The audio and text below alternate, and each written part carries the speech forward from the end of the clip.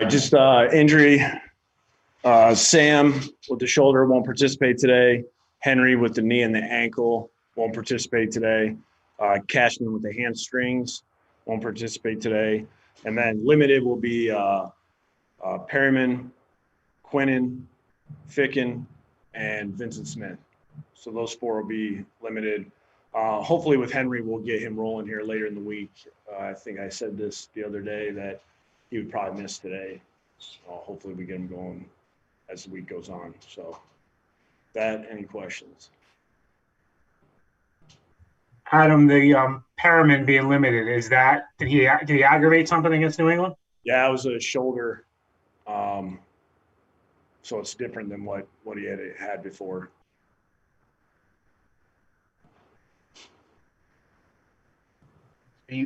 By the fact that Quinnen's practicing limited, would it be fair to say you're reasonably optimistic that he could play? Yeah. I mean, it's unless we have any kind of setback or he doesn't feel good. I mean, he was, like I said, the week that we played New England, he was pushing me to give him a shot there on that Friday or Saturday that we had practice, but we just thought it was best that we give him that full time plus the bye week to get healed up. So hopefully everything goes smooth today and he's good to go. Adam, how would you assess the way your offensive line has played this season, and have you seen him going in the right direction lately? Yeah, I thought this last game was, that was probably, one of our better games we played. I know it wasn't yardage-wise in the run game wasn't what it had been, yards per carry, but I do think in pass protection there was some really good things where we did a better job passing things off. New England really, they didn't show us a variety of fronts, but it's some fronts that are tough, with what we have been seeing with the odd and their bear stuff where they're getting everybody covered up and then pressure. And I thought there was a lot of really good pickups we had, both with stunts and with their pressures. It would be nice to get these five guys to be able to just play together for some, consecutive games. It just seems like we're, something's always going where we're losing one guy. We start the game with Beck and then he's out, Chuma's in there, but they still, they did pretty good for, having another guy, a different guy come in. On the offensive line, could you talk about the new guy, Elflein, and where he might fit in because he can play multiple spots. Where are you going to use him initially? Yeah, I mean, he's really a center, but he has guard flexibility. We always look at it as anytime we get guys that can snap, that can play center or guard, that there's a lot of value there. We'll have to see how this kind of fits, with who we have, where we're at. I mean, he can't do anything until we go through all these COVID protocols and things like that. So, I mean, we're looking at next Monday, I think, before he actually can really kind of be a part of this. So, it'll be we'll see how it kind of all fits together. We'll see how we come out of this game injury-wise as well. Adam, can you just discuss a little bit about the decision to move on from Pierre and kind of let him go? Yeah, I think, where we're at right now, we're, really looking to play a lot, as many of these young guys as possible. We just felt like it was the right decision to give him an opportunity to go try to get an opportunity somewhere else. I don't think it's a guy with that experience and, a guy that's been, a starter for multiple teams, kind of having him play scout team and possibly being an active or a backup really wasn't fair to him. So, we felt like this was the best decision to make and get these young guys out there and play those guys. Adam, do you think you guys found something offensively last game, or do you just attribute it to first time you have the three receivers back? And from that standpoint, are you concerned about Brashard this week? Yeah, I think the three starting receivers being out there had a lot to do with us being able to move the ball a little better, getting some explosive plays. It makes a big difference. When you got two fast guys outside, Crowder being able to work in between the numbers and do what he does. And, obviously they were going to make sure that Crowder wasn't going to have a bunch of catches. I mean, that's usually what happens when we play them. they're gonna take away your best player, and they did. Crowder still made a hell of a catch on that touchdown, even with 2 guys on him. But hopefully Perriman's going to be all right. We can get through this week of practice and be ready for the game. And we just want to keep these guys as healthy and see how many games in a row we can actually go with this starting group together. Hey, Adam, it's Kim Jones. Go ahead, Brian. Go ahead, Kim. Go ahead. Thank you. Hey, Adam, it's Kim Jones. Do you ever play what if? I mean, you just mentioned those 3 receivers and we've barely seen them together. Do you ever say to yourself, what if we started September and those guys were all available? Yeah, I mean, it would have been nice to have those guys all together just to see what happens. There was a few games where, we definitely saw some coverages and that we normally don't see from some teams. We saw a lot of loaded boxes because teams were daring us to try to win on the outside and we weren't able to. So, but it is what it is. And, we got them back right now and we need to just keep trying to build and see how far, these, like I said, like how many games can we go in a row where we can get this starting offensive line and these starting receivers playing together. And what was the biggest difference you saw in Flacco last Monday night versus the first couple of games you played? I think really it's probably just, weeks of practicing in the offense, getting, being in a game and getting that feel and just kind of hearing the calls and just experiencing the offense. I think, getting another round to play with these guys, having the 3 receivers back, I'm sure was nice for him because he stretch the ball down the field, which Joe obviously has a good arm and can put the ball down the field accurately. What is your reaction to the perception that the Jets are dumping all these veterans so they can ensure to get the top pick in the next draft? Yeah, I mean, that's something that, nobody's talked about that. I mean, we're just trying to, play young guys. We're trying to get guys experience. We're trying to make sure that, we get guys out there and compete. And, that's one thing that I can say that I saw on Monday night. I mean, these guys were, you watch these guys come off the field, whatever they have, they're giving it.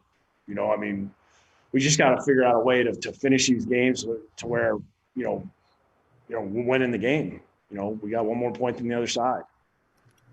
But you can see how it looks like that from the outside. Yeah, I mean, it's just we can't worry about what anybody else thinks. We know what we're trying to get guys better that are here, and we're trying to figure out ways to win games. How do you as a coach, because your job is to win. I mean, that's right. That's what you get paid to do, is to win football games. And so how do you reconcile trying to win when you're giving away a lot of players and you're playing all these kids? Yeah, I mean, it's a fair question, Rich. I mean, just trying to put the best game plans together, trying to get guys better day in and day out, trying to get guys that are going to compete at the highest level possible. Some of these guys that are really young, they're fun to coach because these guys they're all ears. They're trying to do everything possible to put themselves and the team in the best position possible. We've had, last year was a good example of having success with some of these guys that a lot of people didn't think were very good. And, we were able to win some games because of it. And, we just got to keep getting these guys better and find a way to win it at the end of the game. When we get in the fourth quarter, it's a close game. Let's go win one of these things. Using this approach, though, how do you foresee Frank being used going forward? Obviously, if you want to give the younger guys more of a chance, how do you use Frank? Yeah, I think Frank's, he's probably playing at, one of the higher levels of anybody we have right now. At the running back spot, it's all about how many plays we have in a game. It's what you envision pregame before we go into this thing, and then how the game goes. That's why sometimes the reps look the way they are. We didn't anticipate having an 11-play drive, 1-play drive, and then we're 2 minutes. That wasn't something we anticipated, having that few plays in the second half. I always see P. Ryan having more reps, and Frank having, valuable reps and touches, throughout the game. It's just we have to have more plays for us to be able to kind of work it out that way. I think this last game they were about even. We'd love to get P. Ryan some more touches, though. We'll take a few more for Coach. Adam, what stands out to you about the Chargers? Well, I think the quarterback's playing well. They obviously have some good weapons on the outside, some big guys that can run, guys that can make plays. Defensively, the front's an issue. I mean, they got some legit pass rushers. They play fast. They keep it simple, but they execute what they're asked to do. They've had some tough losses. I mean, I think, probably almost every loss has been by single digits.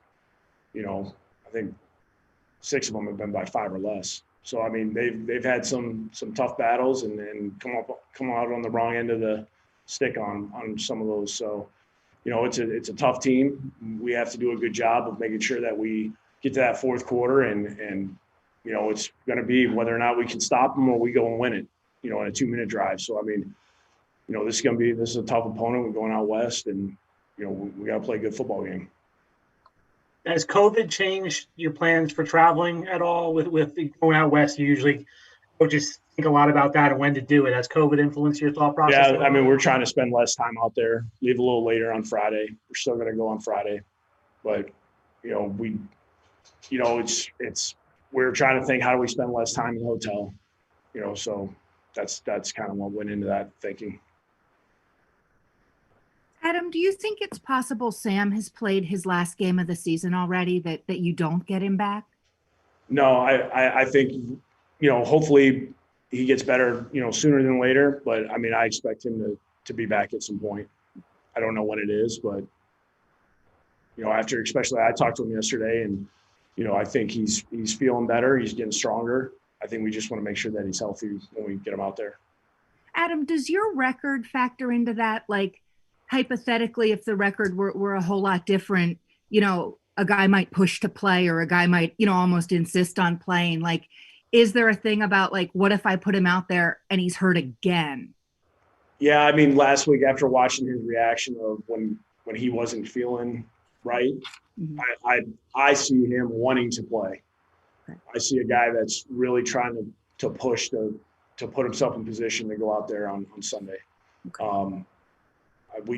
We feel like talking with, front office, coaching staff, Sam, trainers, doctors, we felt like this was the best thing to do for this week. So hopefully, we're closer to getting him healthy and being able to play here in the near future. Kind of taking Kim's question, Adam, the other route in terms of, like, because of the way this season's gone and because of kind of the way the record is, and if you guys are eliminated from the playoffs, I mean, is there any thought in your mind to say, you know what, Sam, just sit, just get this right for next year. Don't risk the further injury. Just heal up, because in a way this season would be lost. If I said that to him, I don't know if that would go over very well. He wants to play. I think he's just – last week when he tried to make some of the throws that he went to make and he wasn't able to do it the way he wanted to, I think that was something where that's what caused us especially to pull back, because he was not feeling like he was able to control the ball the way he wanted to, throw with the velocity he wanted to. So, I mean, I'm not getting that feeling from him or anyone else that he shouldn't play the rest of the year. We want him to get out there. His teammates want him to be out there. I mean, everybody wants to see what it can look like when we have the starting receiver, starting offensive line, him out there. Let's see what we can do when we get all those pieces out there. We'll take 2 more. Oh, is that all? Adam, real quick, what did you see from Bryce Hall against the Patriots, and what do you think the next step is for him going forward? I think I saw a guy that was, ready to go. I think he was excited to be out there. He did a lot of good things as far as executing what was called. I think it's just keep playing him as much as possible, at the same time, just trying to put him in the best position possible. Obviously when any of these young guys, you don't want to overload them. You want them to play fast. You want them to be able to more react than be thinking. I think every day that he gets reps they're valuable reps to him. I think he's a guy that we want to just get him out there as much as possible, give him as many reps as possible, and see really how he can end up, finishing the season, and we have a great evaluation of him by that season's end.